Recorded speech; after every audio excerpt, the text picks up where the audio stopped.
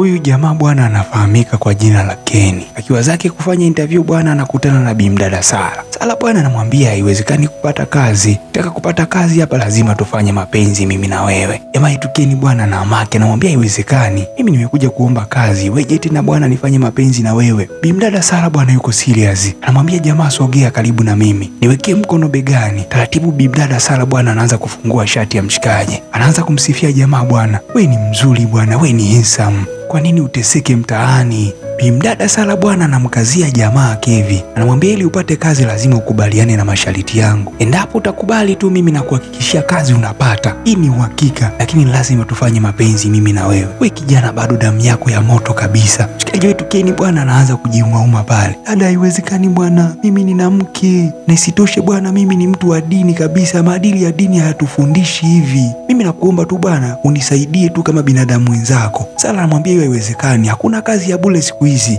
Usizani hata sisi hizi kazi tulizipata bule. Lazima kipo kitu cha kulipia. Na mdogo wangu nimekuomba kitu kidogo tu, ni siku moja tu mimi na wewe afu zeni kazi umepata. Mbona unaanza kujikanyaga? Wewe ni mwanaume kweli au una changamoto ya kiume wewe? Kevin anamwambia kwa kweli bwana, mimi sina tatizo lolote lakini hiki unachokiomba kutoka kwangu hakiwezekani. Mimi nimekwambia ni mtu wa dini na nina mke kabisa. Dada naomba tu nisaidie mimi nipate kazi. Bimdada Sara bwana anamwambia Kevin, kama umeshindwa kufanya kitu kidogo kama hiki bwana, hata kazi inaonekana hautaweza kufanya. Hebu beba makaratasi yako na uondoke. Kevin anamwambia dada naomba nafasi ya kazi. Kazi naweza kufanya ila hilo jambo ulioniambia siwezi kabisa. Bimdada Sara anamwambia wewe haiwezekani kabisa, kazi haipo. Kevin bwana anabeba kibasha chake na kuondoka. Anafika nyumbani bwana anapokelewa na mke wake. Mke wake ni baby karibu. Habari za huko ulikokuwa kipenzi? Kevin bwana katika hali ya kunyong'onyea bwana anashindwa kujibu chochote. Mke wake anamuuliza baby kuna changamoto gani huko ulikoenda kuomba kazi? Kevin bwana kwa unyonge anamwambia bwana alionikuta huko hata sitamani kukusimulia. Bimdada anamwambia umekutwa na nini mme wangu? Jamaa anamwambia bwana si nimeenda kuomba kazi. Lile mama bwana linaniambia ili nipe kazi lazima tufanye mapenzi. Mwanamke anashangaa, ufanye naye tena mapenzi? Na wewe mme wangu umemwambiaje? Mr. Kevin bwana anamwambia mke wake nimekataa. Nimemwambia siwezi nikafanya uzinifu na yeye kwa sababu ninakupenda kipenzi changu. Lakini pia dini yetu mama inazuia sisi kufanya mapenzi na watu ambao sio wake zetu. Swala la kufanya mapenzi ni kwa ajili ya wanandoa tu. Huyo mama nimeshindwa kumuelewa kabisa na ni mtu mzima kabisa. Mdada anamuuliza ni kweli umeamua kufanya hivyo? Jamaa anasema ni kweli, sijafanya naye. Nimeamua niache. Ni bora wabaki na likazi lao ili mradi mimi nibaki na wewe kipenzi changu. Mdada anamwambia hivi wewe mume wangu unajitambua kweli? Uoni hali ya hewa ilivyo ngumu, pesa ilivyo ngumu, alafu unaachana na dili la milioni 30. Tumeliombea ili dili. Leo hii mume wangu umeenda umelipeperusha kweli. Jamaa na amaki. Mke wangu unasemaje bwana? Hivi umenielewa nilichokwambia? Nimekwambia lile mama bwana lilitaka nifanye nalo mapenzi. Bimdada bwana anamwambia hapa kwa kweli sina mme. Umeachana na zile milioni 30 Naila. Unarudi nyumbani unatembea na vikwato vyako kwa.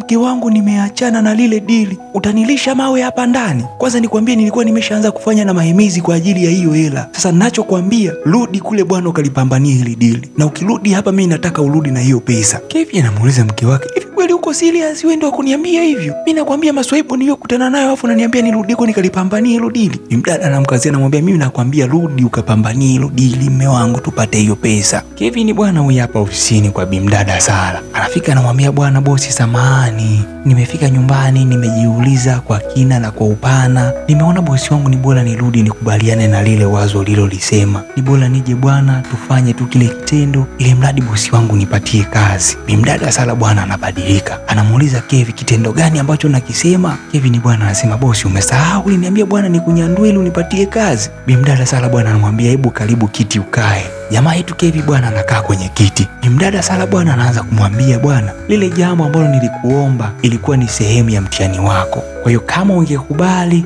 moja kwa moja ulikuwa umefeli mtihani. Lakini kitendo ulichokifanya cha wewe kukataa, kampuni iliona kwamba wewe unastahili kuajiliwa kwa sababu wako vijana wengi wamefika hapa tulipowajaribu kwa habari ya kingono wote ilionekana kukubali. Lakini wewe ulivyokataa kampuni ilikuona wewe ni jasiri, wewe kijana una misimamo, kwa hiyo ulikuwa unafaa kuajiliwa. Na kampuni tayari ilikuwa limeshaandaa nyaraka za kuja kukujulisha na kukufahamisha kwamba unahitajika kwenye kazi ile ambayo ulikuwa umepangiwa na ofisi. Kwa hiyo kwa kitendo hiki ambacho umekifanya cha kurudi na kuhitaji mimi na wewe tushiriki tendo hili la ngono, yaani nikiwa na maana rushwa ya kingono, moja kwa moja na wewe umeangukia kwa wale vijana waliokosa kazi. Kwa hiyo ninakupatia taarifa kwamba kwa sababu ya kitendo hiki Kevin hauna kazi na ustahili kuajiliwa kwenye kampuni yetu. Mr. Kevin bwana na dua anachoka, haamini, alijua amekuja kupiga, anapata kazi, anapata na utamu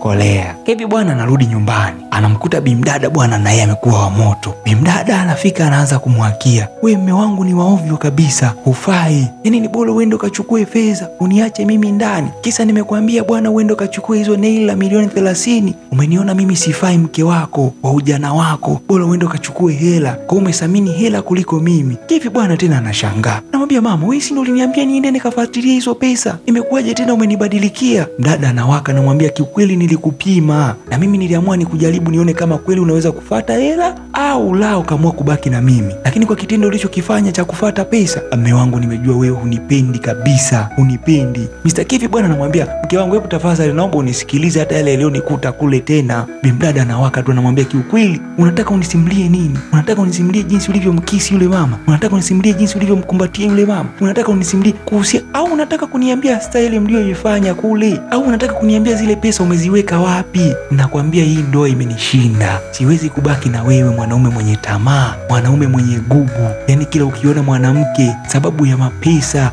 au majimama wanaotoa hela unawashadadia. Siku nyingine bwana utakuja upate jingine tena utaniacha huko ndani. Bora nirudi kwa wazazi wangu. Kevin, wewe unifai kabisa, ufai kuwa baba wa familia, ufai kutunza nyumba kwa sababu ya tamaa zako za mali. Ninaomba mimi na wewe iwe mwisho leo, ndoa yetu ishie hapa. Mshikaji wetu Kevin bwana anaangukia pua, anakosa kazi na manzi huko anampiga chini. Usisahau kusubscribe.